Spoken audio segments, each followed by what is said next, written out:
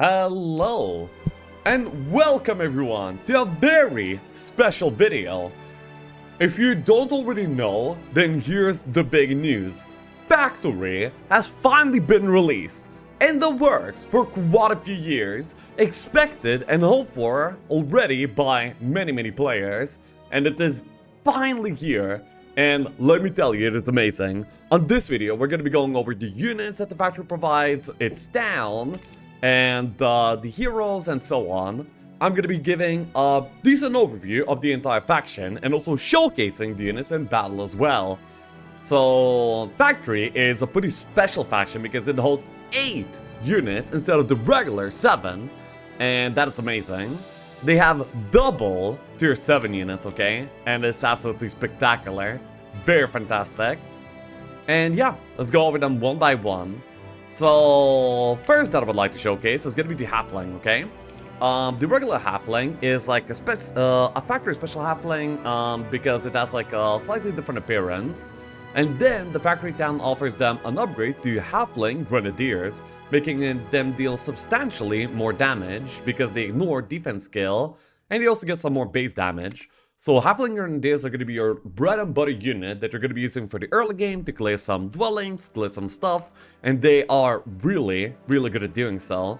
And immediately I'm going to be showcasing another, okay, but like a little bit more of a boring unit here, okay?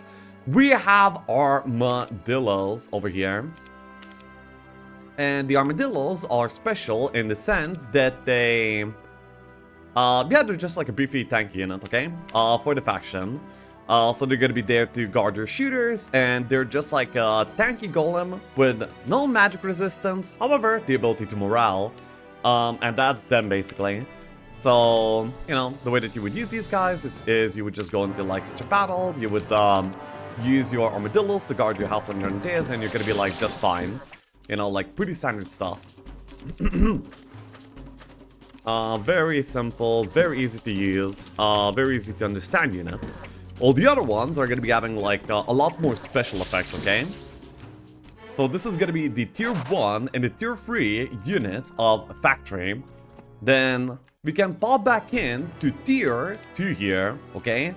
And here we have the engineers. This is like, yeah, like a few weeks worth of growth of engineers.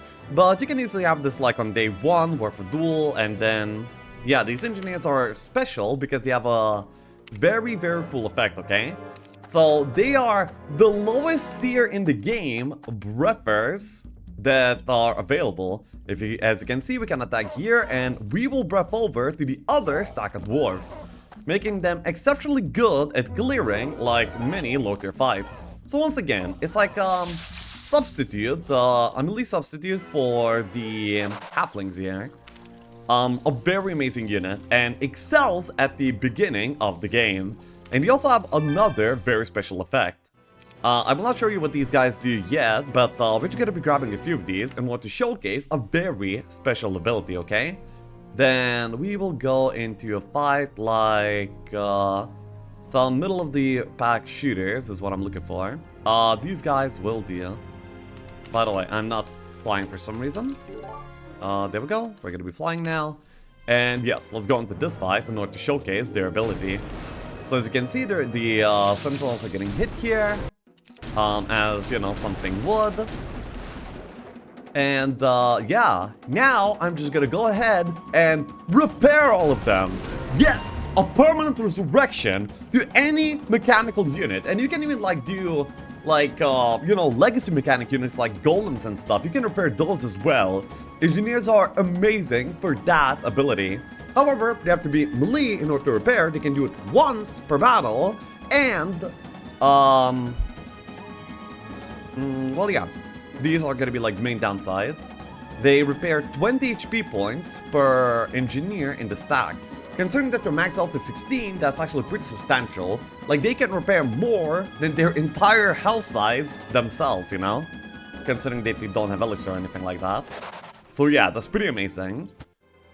They will be able to repair 2 of the factory units, the Sentinels and the Juggernauts, which is really amazing.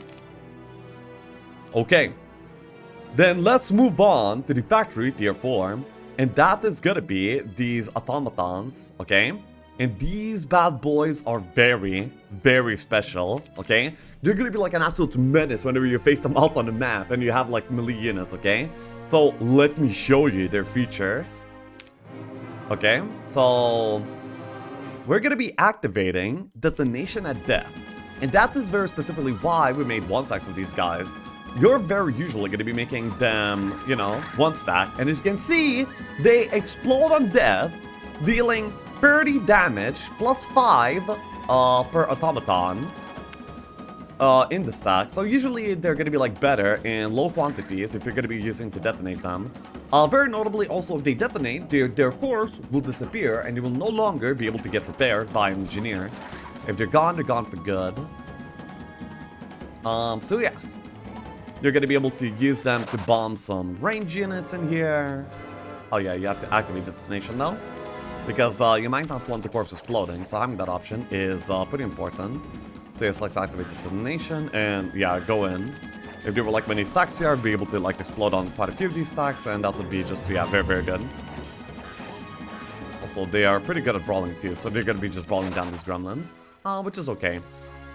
We can have some more detonating action. Yeah, I'm gonna be activating all of them to be detonating, and yeah, we're gonna be exploding on these Mono Kings. One of them already morales and kills one, but yeah, that's gonna be okay. So yeah, these guys will be very cool to use. Oh, and also, very notably is that they have, very notable is that they also have normally penalty when upgraded. So you see, the regular ones have like decent stats at 30 health and 9 damage. And they also like do a very specific amount of damage, meaning that their damage is going to be like pretty easy to carry. And when upgraded, they... I mean, yeah. Unupgraded, they do not have the no retail.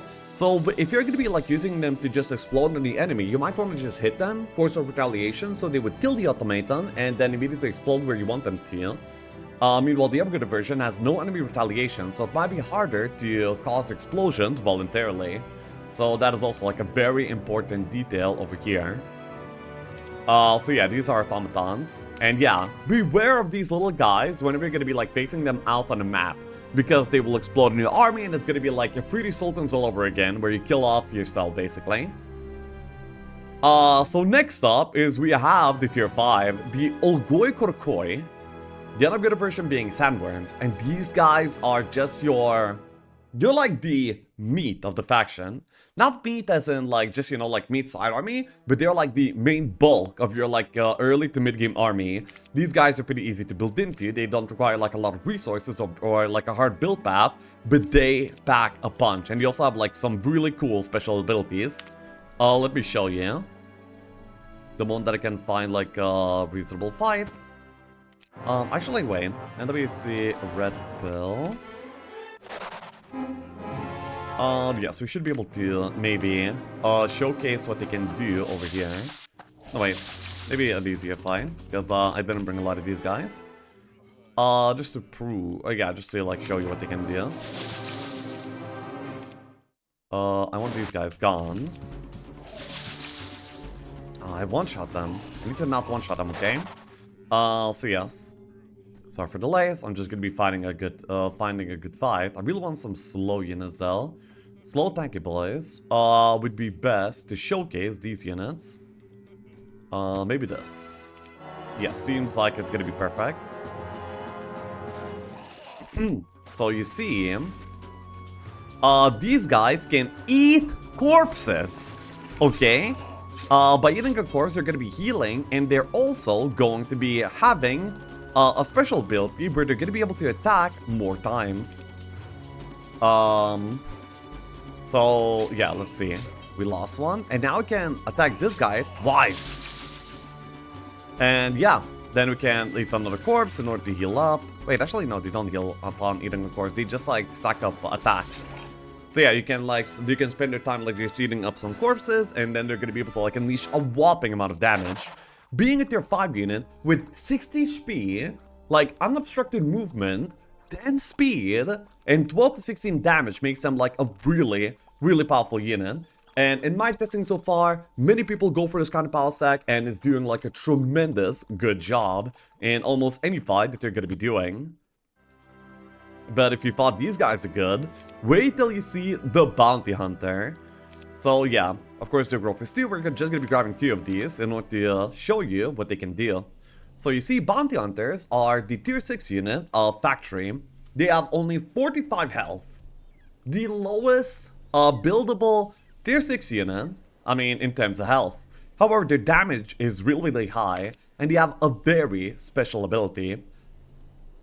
Let us find some unsuspecting shooters over here. Though the AI is actually pretty decent in playing around these guys, I should still be able to like show you what they can do rather well. So you see, the Bounty Hunters have preemptive shot. So what preemptive shot means is that they have range retaliation. But not only do they retaliate to range, they do the retaliation before the enemy hits you. So what small unsuspecting range units end up doing is they actually just don't even try to shoot you. They just walk to you because they're like, yeah, I don't really want to get preemptive shot here. Yeah, now they're kind of like shooting sometimes, but yeah, you see? We're kind of like owning them without even having to do anything. Yeah, you see, and then we just preemptive shot all of them. Like, none of them even hit us. Can you imagine? It's a really, really cool unit. But also one of those units that if you're playing like a ranged power stack and you fight these on the outside, you're gonna be getting shot a lot as well. So, yeah. They're pretty specific, but they're really cool. With their high damage, their range retaliation, and everything. And now we get to the juicy part of Factory. We have the double tier 7 units. First up is we have the Crimson Quadrille. Okay. This guy is actually not very strong, okay? So, it's a pretty cheap unit, and they have, like, pretty low stats, okay? 25 to 45 attack for a tier 7 unit is, like, almost Ghost Dragon territory. And also only 200 health. However, the attack and defense skills are gonna be, like, pretty good. But, they have a very special ability. So, what they can do is they can have temporarily immunity. And with upgrading, they don't even have to skip a turn in order to do so. So we can just go in and attack, and they will not be able to do anything to us. They will just run. However, this ability is only usable like once per turn. So, yeah. You could like use this ability and then Armageddon, and you're gonna be immune to it, even if you have the Black Orb. So you're gonna be able to like bomb Black Dragons with Armageddon without hitting yourself. And that is really, really cool. A very special unit. And also, like, in terms of looks, these guys are absolutely amazing. They look so stunning, so beautiful. We can buy out another one and just go into any fight to, like, just show you how beautiful they are. And you see, whenever they activate their special ability, they become, like, fancier as well. And then, if the Quadrille is not upgraded, by the way, then they will skip a turn in order to gain immunity. So yeah, you see they're dormant right now, like this. They look amazing. Yeah. And the other counterpart of Factory is gonna be the Juggernaut and the... Wait, NWC the Construct. I'm cheating here to get some resources, of course. And, yeah, we can delete some of these lower tier units by now. So yeah, these beautiful hunks have also a very, very special ability. I want to find some decent fight deal. I'll show you what they can do. So, yes. So, what they have is a heat stroke, okay? And what a heat stroke is a big, big laser that you can target opponents with. And it has like many beautiful things about it, okay? So first of all, you can actually kind of attack from range. However, you cannot like move and then use this ability. This ability is repeatable as many times as you want during the combat. It also means that the opponent will not be retaliating, and also you get like an AoE attack. So they are pretty beefy units, sitting at 300 health, 40 to 50 damage, high attack and defense skill, and they can also be repaired by the mechanics. And then the juiciest part is the laser, and boom! Yeah, they can just like annihilate everything. Look, attacking like 3 separated stacks at a time without getting any retaliations. Truly a beautiful unit. You might be wondering about the balance of these, and honestly, so far they're really well balanced. We've been playing some PvP matches, and actually it turns out that Factory so far is middle of the pack. But it might only be because we're not really experienced using the faction that well quite yet. But yeah, it's like a lot of fun to play with. The special town buildings are going to be the mana generator, which will just give you like some extra mana when defending a factory town. Honestly, nothing too special. You know, this is your you know, like those factory buildings, like Blood Obelisk and whatnot. Then we also have a little bit more of an interesting building, which is going to be the bank, which I can show you what it does, okay? If you have the bank, then once every 5 days, you're going to be able to take a loan of 2,500 gold, okay? However, as you can see, our town income is 4,000, and it's going to be reduced to 3,500 until we repay 100% of the loan. So you get to like front load your gold a little bit here, using the factory town. And yeah, this is going to be a feature that's going to be like decent and like less rich templates in order to like get yourself going like a little bit faster. Truly a very nice building. And then there's another thing that I would like to showcase. This is the reason why I had to build this town up manually instead of using a cheat code. Now I'm going to be using the cheat code to build out everything. NWC Zion is going to be the cheat code. And we have right now a very special thing. And that is the lightning rod. The factory grail. And let me tell you, this thing is a little bit amazing. We can clear the entire map without with a single halfling grenadier. This thing is like cheating, okay? Whenever you go into battle, the lightning rod zaps everything in the battle with a lightning bolt. And yeah, that's just how it works. Yeah, it doesn't necessarily deal that much damage, but it's like, you know, like in every single fight, it like adds up, and it's honestly like just amazing. It's very beautiful. Later in the game, when, you know, the units are going to be like scaling up, it's not going to be like that useful, but if you were to ever get this early, it looks like a very fun tool to use, and every single hero is going to be able to like make use of this, you know, like, look at it. It's a very special looking grail, so yeah, I really like that. Then I think that kind of does it. They'll have artifact merchants. They can build up their mage guild level 5, which is very notable as well. Their blacksmith provides ammo carts, and they have like a pen to produce some more armadillos, which is just going to be like your meat for the faction, okay? Not the substance, but the actual literal meat. In the lore, they actually eat them as well, so yeah. So the other thing that I would like to show you is going to be their heroes, okay? So we're going to be popping out of the game. By the way, look at this beautiful starting screen. It's a Crimson Quadrille versus a Haspid. Oh my god, it looks good. But yeah, if we like pop into any sort of scenario here, then we're going to be able to see the heroes. Wait, I'm going to be going into the default template so we can see all of the heroes. So we have Sam and Henrietta, okay? These are going to be like your two basic heroes that you're going to be picking from like very many templates in order to get like good starting army and, you know, to get yourself going. We have Henrietta, the halfling specialist that starts off with 3 stacks of halflings. So you're going to be immediately having like a pretty good range spell stack.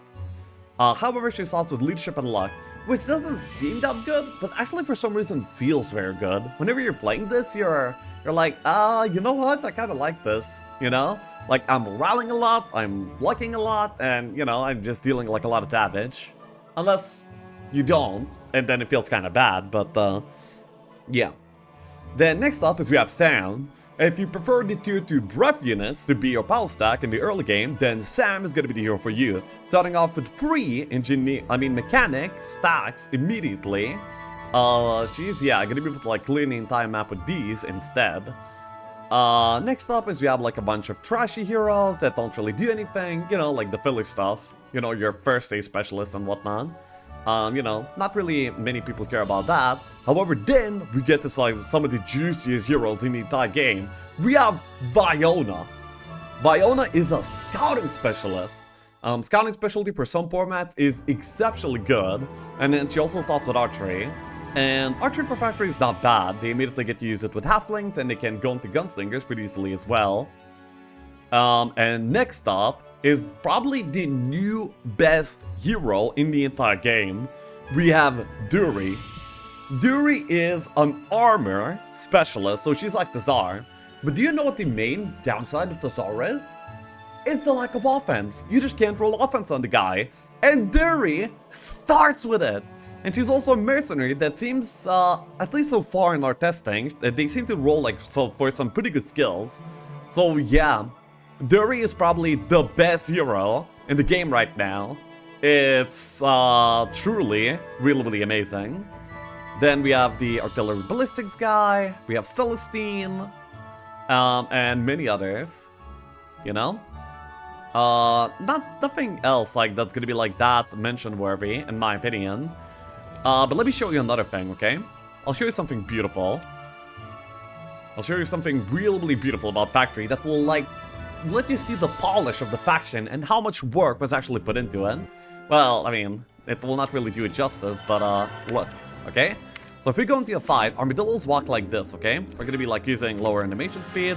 You see, they just walk, you know, like decent creatures, they walk, and everything is cool. Everything is nice in the world, you know? However, if you give these guys haste, then their animation changes to roll instead of walk. How amazing is that? Listen, it wouldn't be like a decent Factory showcase if I didn't show you this, okay? Like, people immediately noticed and they were like raving about this. Everyone loves some good old, you know, roly boys. So yeah. Wait, we can load into just battle. And yeah, so this is the Factory Town. This is like a very early video. You know, I have played it for like 10 hours so far. I played through the campaign some. And yeah, in terms of build path, there's basically like two main build paths and play options for Factory. You can like do both and like kind of mismatch. Mix and match. However, you basically have like the more build version, I mean, you know, like the construct version, with dreadnoughts, automatons, and mechanics to repair them, and then gunslingers in the middle. And then you have like the more human/beast kind of version, with halflings, like being protected by armadillos, then you go into Sandworms for like fast pile stack, and eventually taming the mighty Quadrilles. So yeah, basically it's like the left line and the right line that are gonna be like the build paths. So far I have played with gunslingers and dreadnoughts. That video you might actually see today of me playing it, which was an amazing PvP game. And then we have like Sandworms and Quadrille strategy as well, which is looking like it's even better, by the way. Quadrilles reign supreme, at least for now. And yeah, the entire faction also released with a fully custom campaign, by the way, with like many amazing looking cutscenes. They are custom, by the way, and they are amazing. This one is like pretty basic. Let me show you like another cutscene here. If we go here and we start the second mission, like you can see like cutscenes like these, you know, like of the factory guys flying and whatnot. There's like an entire story, and also the difficulty is also very dynamic. So if you pick easy, it's actually going to be easy, and if you pick impossible, it's actually impossible. It's not like just a little bit of resources and slightly high variance. No, like the entire game changes when you change the difficulty, and that is also really amazing. So whoever you are, you're going to be able to play this and enjoy this. However, do not push yourself into higher difficulties. I am suffering as well, okay? And not gonna lie, I'm pretty good. So I think that does it for the things that I wanted to mention about Factory here. I really hope you guys enjoyed, and look forward to many Factory videos coming up in terms of like tier list, scenario game playthrough, PvP matches, and so on. I'll be seeing you guys next time. Yeah, enjoy Factory, guys. It's available on the HotA right now, just on the base HotA client. Just update it and you're good to go. See you!